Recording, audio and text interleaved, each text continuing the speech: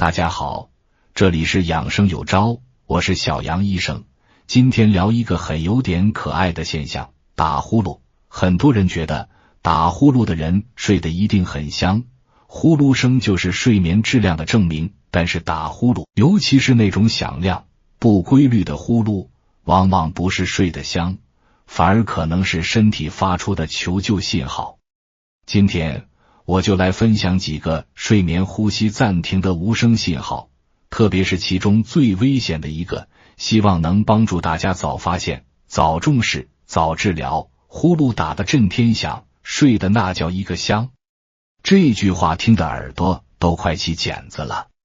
在不少人的观念里，打呼噜简直就是深度睡眠的标志，是身体放松、进入梦乡的有力证明。甚至有些夫妻，一个打呼噜，一个习惯性踹两脚，都把这当成了生活里的小情趣。我有时候在门诊也会遇到患者自己说，医生，我就是打呼噜，但我觉得睡得挺好啊，一夜到天亮。这种想法是怎么来的呢？一方面可能是因为我们确实观察到打呼噜的人看起来睡得很沉，不容易被叫醒。另一方面也可能是文化习惯使然，很多影视作品里把打呼噜和憨厚、老实、睡得踏实联系在一起，再加上很多人对睡眠健康的知识了解的确实不多，就默认了这种常识。但我要在这里作为医生严肃地告诉大家，这种观念大错特错。打呼噜，尤其是那种鼾声如雷、时断时续，甚至中间夹杂着奇怪憋气声的，恰恰说明你的睡眠质量可能非常差。为什么呢？咱们得从打呼噜的原理说起。正常的呼吸需要气流顺畅地通过鼻腔、咽喉、气管进入肺部。当我们睡觉时，全身肌肉放松，包括咽喉部位的肌肉。如果这些肌肉过度松弛，或者因为肥胖、扁桃体肥大、鼻中隔偏曲等原因，导致气道变窄，气流通过时就会产生震动，这就是鼾声。想象一下，如果一条宽敞的马路突然变窄了，车流通过时会不会产生噪音？同理，狭窄的气道在气流冲击下会产生震动和噪音。但如果气道被堵得严严实实，气流完全中断了呢？这就是睡眠呼吸暂停了。打呼噜的人很多时候就是在鼾声大作之后，突然出现10几秒甚至更长时间的呼吸暂停，然后猛地喘一口气，或者伴随着一声巨大的憋气后的鼾声，接着又继续打呼。这一整个过程中，他的大脑和身体器官，尤其是心脏和大脑，其实是在反复经历缺氧和缺氧再氧合的过程。这种睡眠怎么可能香呢？它更像是身体在经历一场又一场的窒息危机。我认识一个老张，就是典型的例子。他1.8米的个子，200斤的体重，打呼噜那叫一个响，隔壁房间都能听见。他自己也觉得睡得挺好，因为他确实一躺下就睡着，而且很少起夜。但是他白天总是没精神，开车容易犯困，开会也经常打瞌睡。他没往深处想，觉得人老了就这样。直到有一次，他开车在高速上差点追尾，才吓出一身冷汗。后来他媳妇实在看不下去了，硬拉着他来看医生。一检查，重度阻塞性睡眠呼吸暂停，夜间最低血氧饱和度才70%多，非常危险。现在他带上了呼吸机，虽然一开始觉得麻烦，但坚持下来后，白天精神好多了，开车也不犯困了。他自己都感慨，原来我以前的不叫睡得香，叫睡得憋气。所以啊，朋友们，千万别再被打呼噜睡得香这个迷思给骗了。如果你或者你身边的人打呼噜声音响亮、不规律，还经常中断，那一定要提高警惕了。这可能是身体在用它的方式提醒你，我的气道出问题了，我的睡眠质量不好，我需要帮助。咱们接着说第一个信号，也是最容易被注意到的一个，响亮的、不规则的鼾声，中间还夹杂着呼吸暂停。刚才我们说了，鼾声是气流通过狭窄气道时产生的震动，如果只是偶尔打呼噜，或者鼾声比较均匀柔和，那可能只是睡姿问题或者暂时性的鼻塞，不一定是什么大问题。但如果你或你身边的人鼾声特别响亮，就像打雷一样，而且声音时高时低，断断续续，甚至有时候鼾声会突然中断，安静了几秒钟、十几秒钟，然后伴随着一声巨大的憋气声或者响亮的咳嗽声，鼾声又继续了，那就要高度怀疑是不是睡眠呼吸暂停了。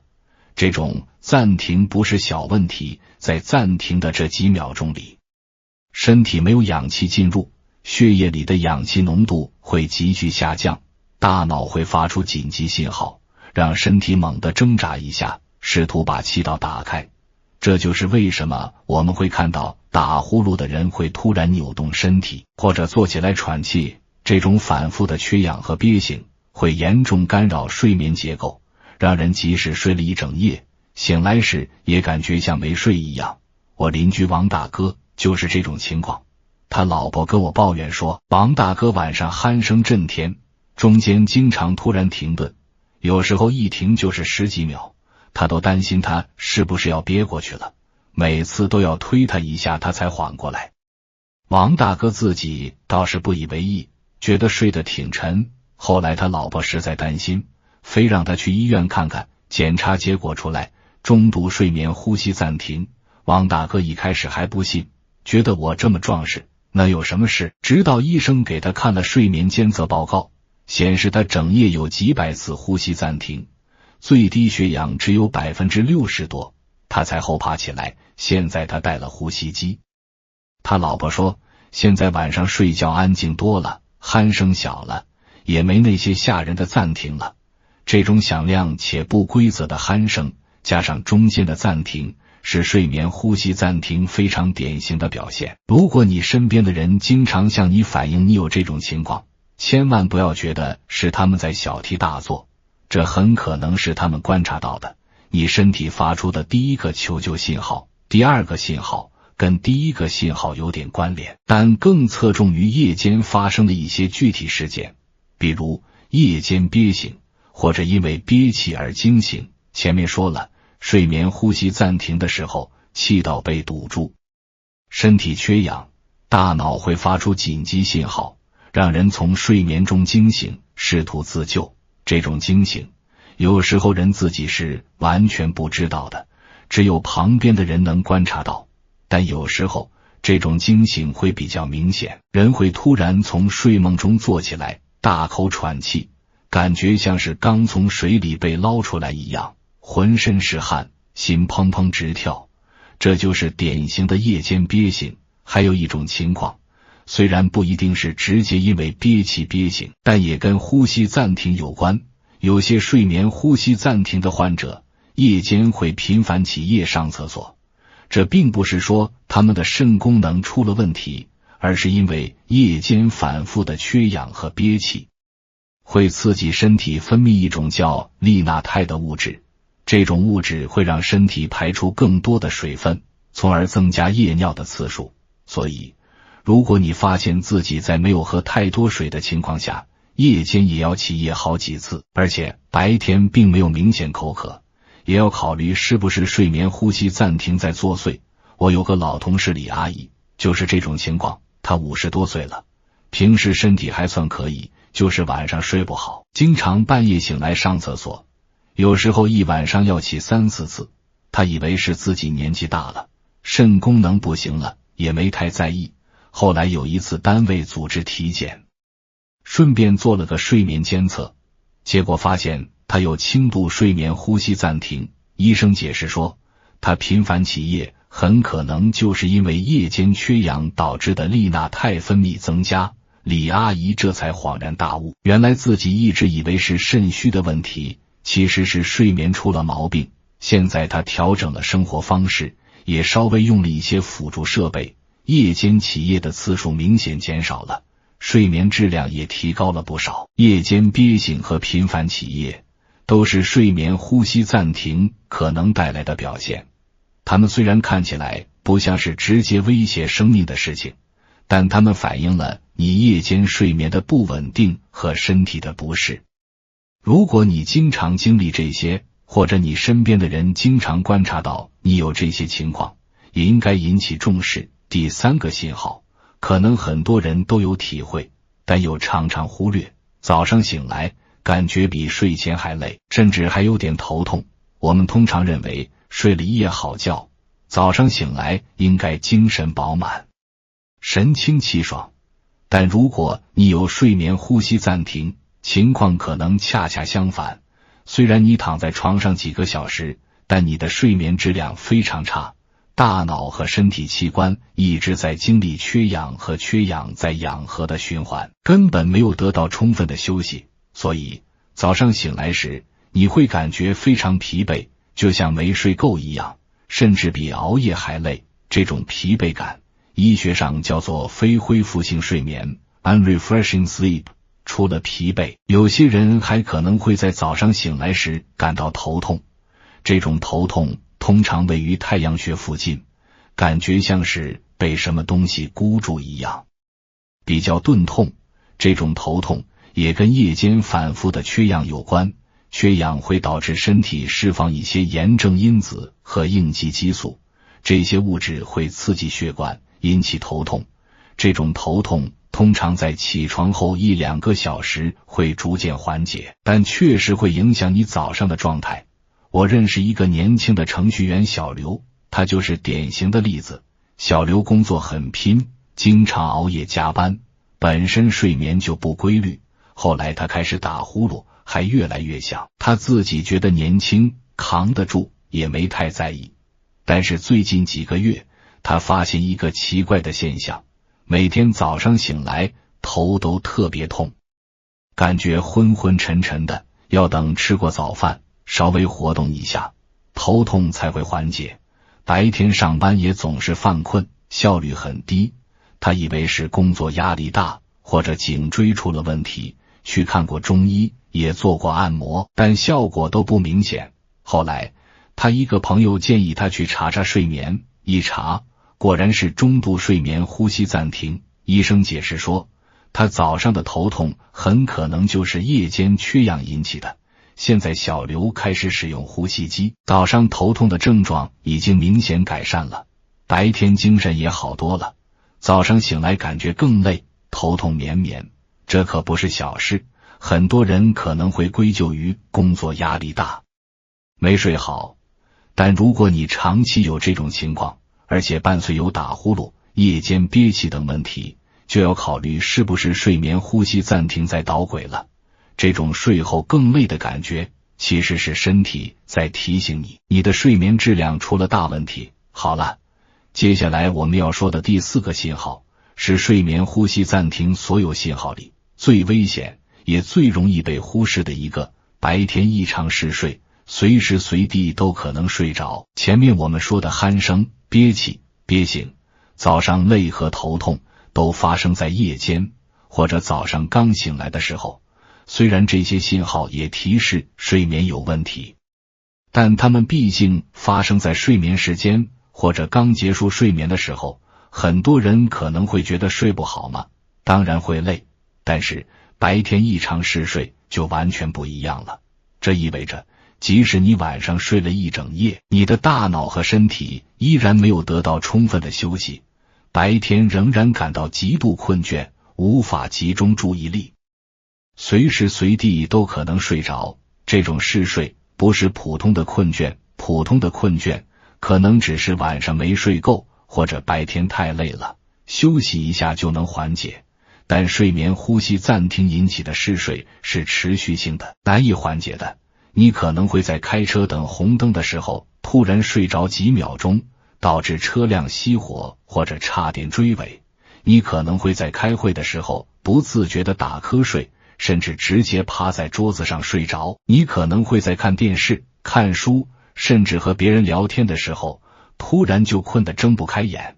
这种嗜睡严重影响了你的日常生活和工作。更重要的是，它带来了巨大的安全隐患。想象一下，如果你在开车的时候突然睡着几秒钟，会发生什么？后果不堪设想。据统计，睡眠呼吸暂停是导致交通事故的一个重要因素。很多严重的交通事故背后都隐藏着驾驶员白天嗜睡、反应迟钝的问题。我接诊过一位患者，姓陈，50多岁，是个长途货车司机。他打呼噜很多年了，自己也知道，但觉得开车累了，睡一觉就没事了。但是最近1年，他发现自己开车越来越容易犯困，有时候在高速公路上跑着跑着，眼皮就抬不起来了，感觉眼睛一闭就睡着了，吓出一身冷汗。他以为是年纪大了，身体不行了，也没太当回事，只是尽量减少夜间驾驶的时间。有一次，他连续开了10几个小时，实在撑不住了，在一个服务区休息。他老婆看他状态不好，硬拉着他去看医生。一检查，重度睡眠呼吸暂停，夜间最低血氧只有 50% 多。医生严肃地告诉他，如果他再继续开车是非常危险的。陈师傅这才意识到问题的严重性，赶紧接受了治疗。现在他带了呼吸机，白天精神好多了。虽然还不能马上恢复长途驾驶，但至少可以短途跑跑，而且再也不敢连续熬夜开车了。白天异常嗜睡是睡眠呼吸暂停发出的最危险信号，它不仅影响你的生活质量，更威胁你的生命安全。如果你发现自己或者身边的人有这种白天随时随地都可能睡着的情况，一定要高度重视，尽快去医院检查，这可能是你避免一场大祸的关键。为什么说这个信号最危险呢？因为它直接关联到你的行为安全。前面的一些信号虽然也提示健康问题，但它们主要影响的是你的睡眠质量和长期健康，而白天嗜睡则可能让你在某个瞬间犯下致命的错误。所以，如果你有打呼噜的问题，同时又在白天感到异常困倦，一定要警醒，这可能是身体在向你发出最紧急的警报。第5个信号跟第4个信号密切相关，但又更侧重于认知功能的改变，注意力不集中，记忆力下降，反应变慢。睡眠不仅仅是让身体休息，更重要的是让大脑得到休息和修复。在睡眠过程中，大脑会清理白天积累的代谢废物，巩固记忆，整理信息。如果你有睡眠呼吸暂停，夜间反复的缺氧和觉醒会严重干扰这些正常的睡眠过程，导致大脑得不到充分的休息和修复。长期如此，就会影响你的认知功能。具体表现就是，你可能会发现自己越来越难集中注意力，看书、看电脑、听别人讲话都容易走神，感觉大脑像一团浆糊，反应也变慢了，记忆力也会下降。尤其是短期记忆，比如刚放下的东西，转眼就忘了放在哪里；刚接到的电话，没几分钟就忘了主要内容。这些变化在工作、学习和生活中都会带来很多困扰。我有一个朋友叫小张，是个设计师，他工作能力强，创意也多，但最近1年，他发现自己的工作效率明显下降了。以前他可以同时处理几个项目，现在却感觉脑子不够用，一个项目都做不好。他经常丢三落四，开会的时候也容易走神，老板对他的评价也下降了。他自己很苦恼，以为是工作压力太大，或者年纪轻轻就脑力透支了。后来他去看心理医生，心理医生建议他检查一下睡眠，一查果然有轻度睡眠呼吸暂停。医生解释说，他注意力不集中，记忆力下降，很可能就是睡眠质量差导致的。现在小张开始调整生活方式，也用了一些改善睡眠的方法，工作效率已经有所回升了。注意力不集中，记忆力下降，反应变慢，这些看似是小问题，但它们反映了你大脑功能的下降。如果你长期有这些困扰，而且伴随有打呼噜、白天嗜睡等问题，就要考虑是不是睡眠呼吸暂停影响了你的大脑健康。大脑是人体的指挥中心，它的健康至关重要，千万别让睡眠呼吸暂停悄悄偷走你的智力。最后一个信号，可能很多人想不到，但它确实是睡眠呼吸暂停可能带来的一个重要影响。情绪波动大，容易烦躁、焦虑，甚至出现抑郁的倾向。睡眠和情绪关系非常密切，充足的、高质量的睡眠是维持情绪稳定的基础，而睡眠呼吸暂停导致的睡眠片段化、缺氧、日间疲劳都会对情绪产生负面影响。长期睡眠质量差，身体处于一种慢性应激状态，大脑中的神经递质和激素水平也会发生改变。这些改变会让人更容易感到烦躁、易怒、焦虑，甚至出现抑郁的症状。你可能发现自己最近脾气变得特别大，一点小事就容易发火，控制不住自己的情绪，或者你总是感到莫名的焦虑，担心这担心那，心里七上八下的。再严重一点，你可能对以前喜欢的事情失去兴趣，感觉生活没有意义，甚至出现悲观、绝望的想法。这些情绪上的变化，如果找不到明确的原因，又伴随有打呼噜、白天嗜睡等问题，就要考虑是不是睡眠呼吸暂停在作祟。我认识一个李阿姨，她退休后一直在家带孙子，本来是个很开朗的人，但最近1年她变得特别烦躁，经常因为一点小事就和家人吵架。她自己也觉得奇怪，以前不是这样的。她怀疑自己是不是更年期提前了，或者得了什么心理疾病。后来她去看医生，医生建议她检查一下睡眠，一查，中度睡眠呼吸暂停。医生解释说，她情绪波动大，很可能就是睡眠质量差导致的。现在李阿姨接受了治疗，睡眠质量改善了，脾气也好了很多，家庭关系也缓和了。情绪波动大、烦躁、焦虑、抑郁，这些情绪问题背后可能隐藏着睡眠呼吸暂停这个元凶。很多人可能首先会想到心理问题或者更年期、压力等，但如果你有打呼噜、白天嗜睡等问题，也要考虑一下睡眠呼吸暂停的可能性。改善睡眠有时候也是改善情绪的一把钥匙。前面我们分享了睡眠呼吸暂停的6个无声信号，特别是其中最危险的白天异常嗜睡，相信大家看完之后对睡眠呼吸暂停这个疾病有了更深入的了解。它不仅仅是打呼噜那么简单，它是一种可能严重影响我们健康和生活质量的慢性疾病。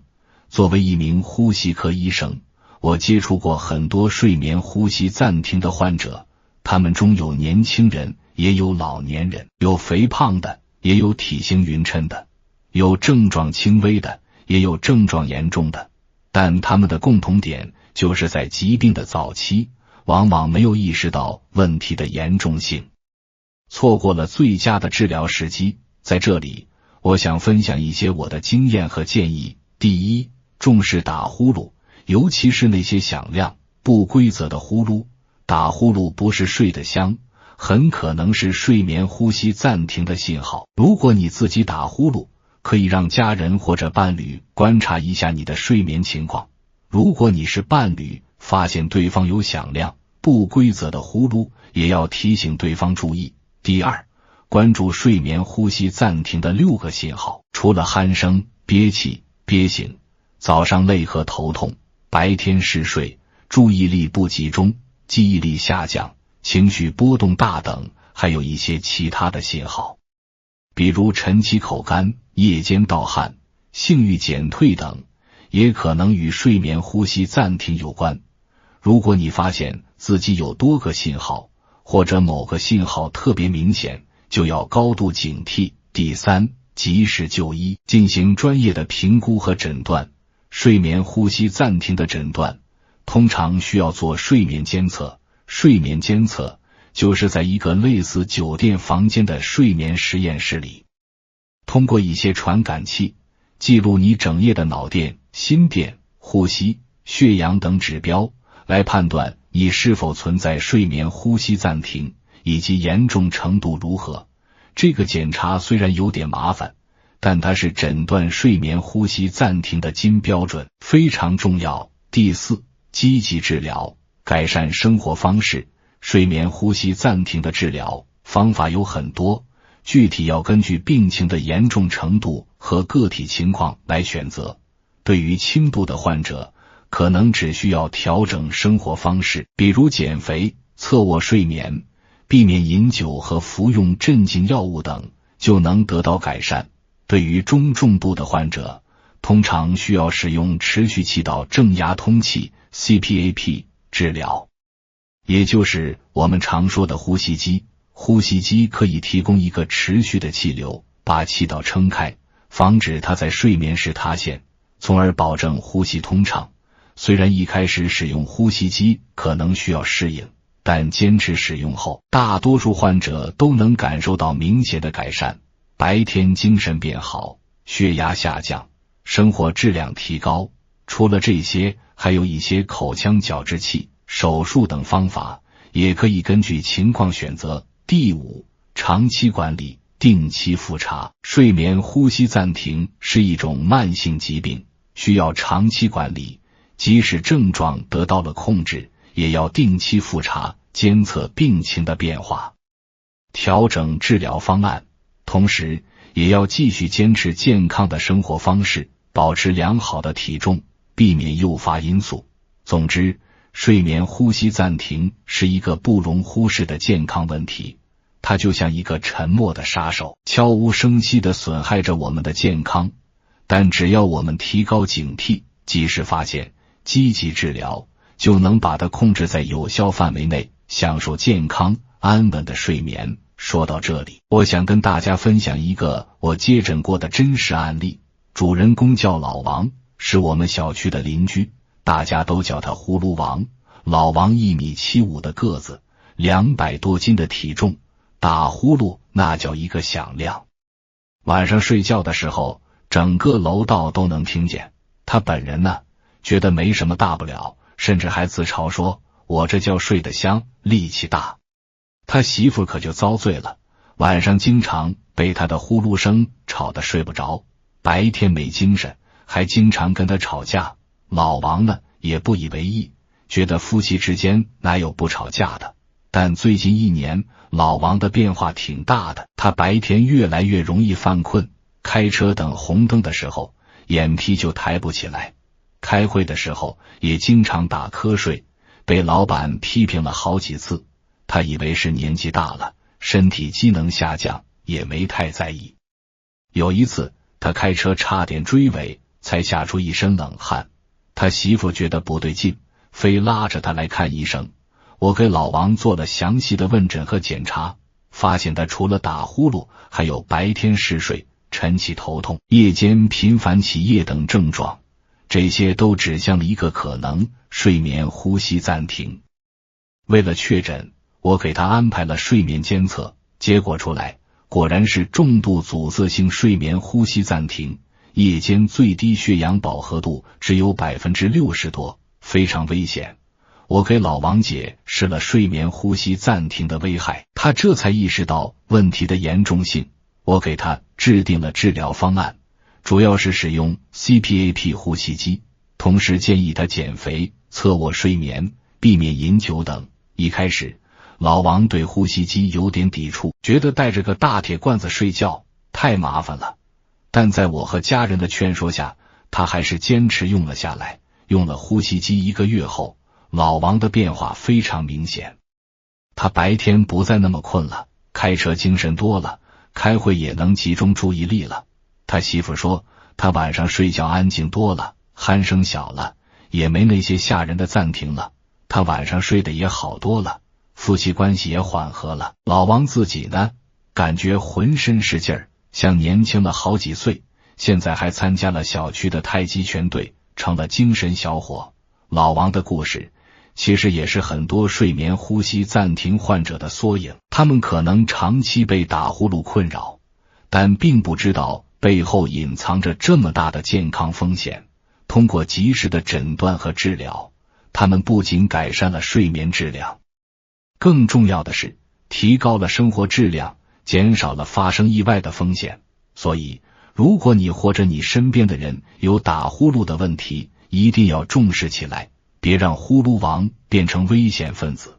除了我自己的门诊案例，我也经常参加一些专家交流会，听听其他医生的经验。有一次，在一个关于睡眠障碍的交流会上，一位来自三甲医院睡眠中心的专家分享了一个案例，给我留下了很深的印象。这位专家接诊过一位年轻的程序员小李，20多岁，刚参加工作不久。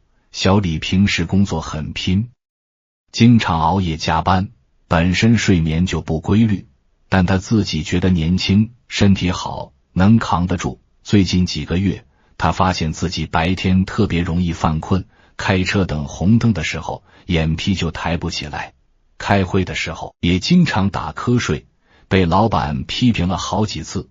他以为是工作压力大，或者颈椎出了问题，去看过中医，也做过按摩，但效果都不明显。后来他一个朋友建议他去查查睡眠，一查果然是中度睡眠呼吸暂停。医生解释说，他白天嗜睡，很可能就是夜间缺氧导致的。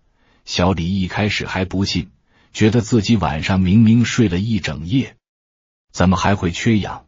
医生给他看了睡眠监测报告，显示他整夜有几百次呼吸暂停，最低血氧只有 60% 多。小李这才后怕起来，原来自己一直以为是睡够了，其实是睡得憋气。现在小李开始使用呼吸机，白天精神好多了，开车也不犯困了，开会也能集中注意力了。他感慨地说，以前觉得自己挺能睡的，现在才知道那不叫睡得香，叫睡得假性清醒。真没想到打呼噜这么个小毛病，背后竟然藏着这么大的健康隐患。这个案例也提醒我们，睡眠质量不是看睡了多长时间，而是看睡眠的深度和连续性。即使你躺在床上8个小时，但如果睡眠过程中频繁出现缺氧和觉醒，你的睡眠质量依然很差，大脑和身体器官依然得不到充分的休息。所以别再被睡得久等于睡得好这个迷思给骗了。关注睡眠质量，才是真正的睡得香。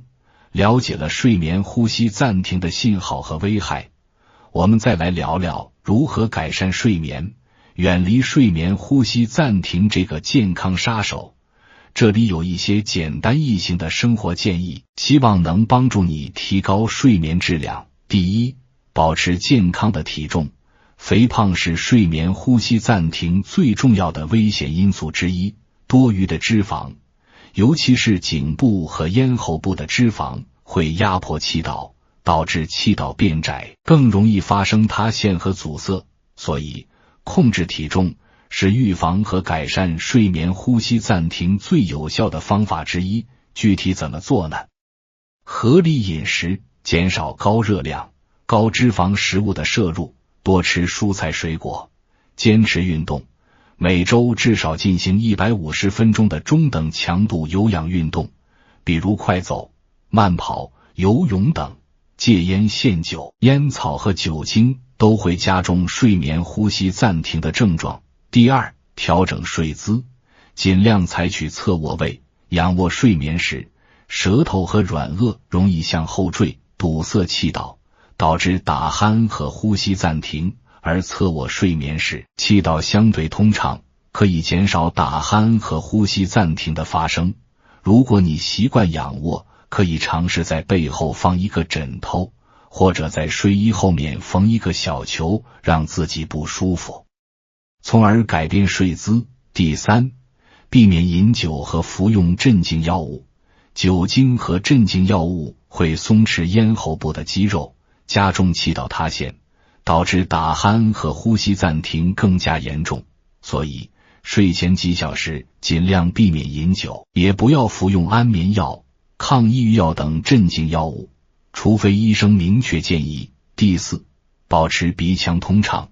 鼻腔阻塞，比如鼻炎、鼻窦炎等，会迫使你用口呼吸，增加咽喉部气流的阻力，从而加重打鼾和呼吸暂停。所以，如果有鼻腔疾病，要及时治疗，保持鼻腔通畅。可以用生理盐水冲洗鼻腔，或者使用鼻喷激素等药物。第五，建立规律的作息时间，尽量每天在同一时间上床睡觉和起床，即使在周末也要保持一致。规律的作息有助于调节身体的生物钟，提高睡眠质量，避免熬夜，保证充足的睡眠时间。成人一般需要7至9小时的睡眠。第六，创造良好的睡眠环境，保持卧室安静、黑暗、凉爽，可以使用耳塞、眼罩、遮光窗帘等物品，减少外界干扰，选择一个舒适、支撑性好的床垫和枕头，也有助于提高睡眠质量。第七，睡前放松，避免剧烈运动和兴奋的活动。睡前1小时左右，可以做一些放松的事情，比如洗个热水澡，听一些轻柔的音乐，读一本轻松的书等。避免剧烈运动，也不要进行过于兴奋的活动，比如看刺激的电影、玩电子游戏等，以免大脑过于兴奋，难以入睡。第八，如果怀疑自己有睡眠呼吸暂停，及时就医，不要自行诊断或随意用药，一定要去医院，让专业的医生进行评估和诊断。只有明确了病因，才能制定出最合适的治疗方案。这些生活建议看起来都很简单，但坚持下来就能对你的睡眠产生积极的影响。记住，睡眠是健康的基石，良好的睡眠质量是健康生活的重要组成部分。让我们一起努力改善睡眠，远离睡眠呼吸暂停，享受健康美好的生活。今天和大家分享了睡眠呼吸暂停的6个无声信号，希望能让大家重新认识打呼噜这件事。打呼噜不是小事，它可能隐藏着健康的大危机。如果你或你身边的人有类似的困扰，请不要忽视这些信号，及时去医院检查。记住，健康的睡眠是高质量生活的基础，别让呼噜声偷走你的健康和幸福。希望大家都能拥有一个真正香甜安稳的夜晚。